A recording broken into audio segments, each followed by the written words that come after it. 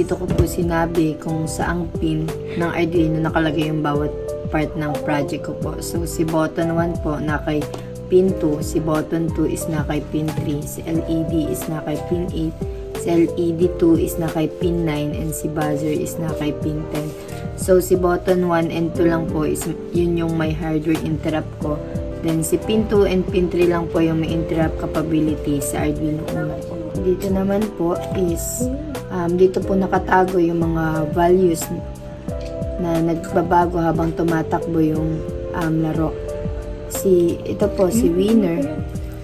Si winner, ito po is kung sino yung naunang nag-buzz. So, 0 po yung value kapag wala, 1 naman po kapag si P1, and 2 naman po for P2.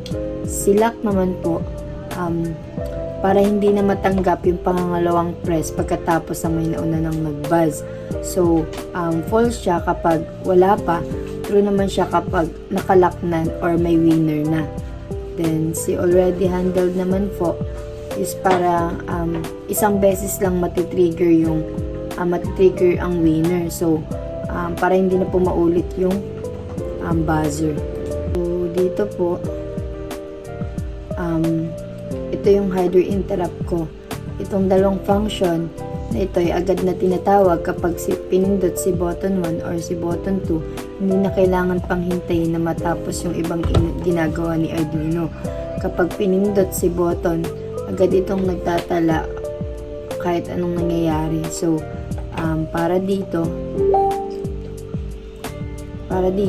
kapag pinindot si button 1 at wala pang winner, itatala si player 1 bilang winner. Para dito naman, kapag pinindot si button 2 at walang winner, wala pang winner, itatala si player 2 bilang winner. Dito po sa void setup, dito po unang tatakbo. Ito pala yung unang tatakbo pagka-on ni Arduino. So, isang beses lang itong tatakbo. Dito siniset yung mga pins, serial, at ina-attach yung mga hardware interrupt. So,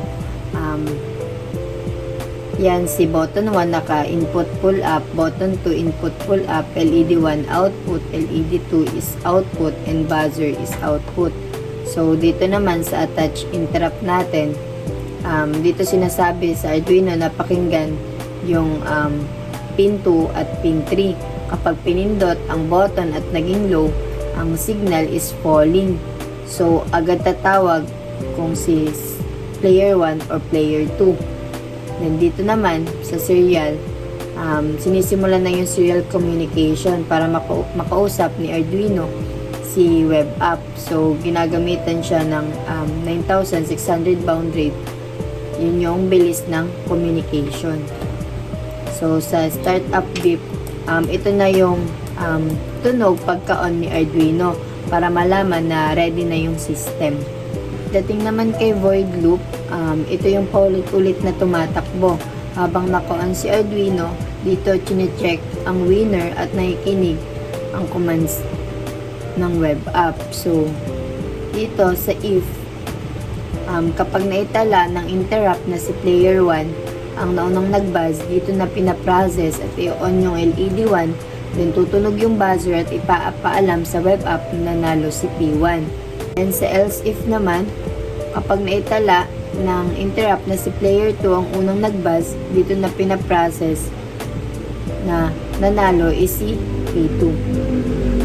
Then sa if serial available, that available naman, ito naman yung software interrupt ko.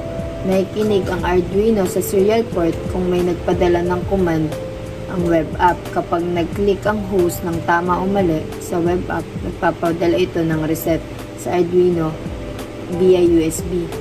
Tinatawag nito yung reset gain. Ito para maging handa sa susunod na tanong. Then, yung delay is 10 lang para maikli lang yung pahinga at hindi na mag-crash. Para naman dito kay maximum buzz. So, ito na yung pinakamalakas na fuzzy buzzer. So, si fuzzy buzzer kailangan ng sariling signal para tumunog. Hindi siya automatic na nagbabibrate, kaya kailangan nating manong-manong mag-high at low ng signal. So, gumamit lang ako dito ng half period na 131 microseconds. So, dito, i-on niya yung buzzer. And dito naman, i-off niya yung buzzer. At dito, magkakaroon tayo ng 80 ms na pahinga bawat round. So, ang magiging effect ng tunog nito is beep, beep, beep. Then, dito, titiyakin na si buzzer is naka-off. Para naman sa void reset game, ito. Ayan. Tinatawag ito ng software interrupt. Kapag nag-send ng reset ang web app, kiniklear ang lahat ng values para handa na sa susunod na tanong. So, dito, kiniklear lang niya yung state ng variables. Then, dito naman, ino-off niya lang lahat ng output. And dito, para naman dito, nire-reset niya yung sound sa pababang tunog para malaman ng players na next na question na. Then sa serial naman is ipapaalam sa web app na reset na at active na ulit yung laro. Naman sa void startup beep, tumutunog ito ng isang beses lang pagka-on. So, yung Arduino para malaman ng players na ready na yung system. Packet yung tunog nito or magsisimula siya sa mahina to palakas.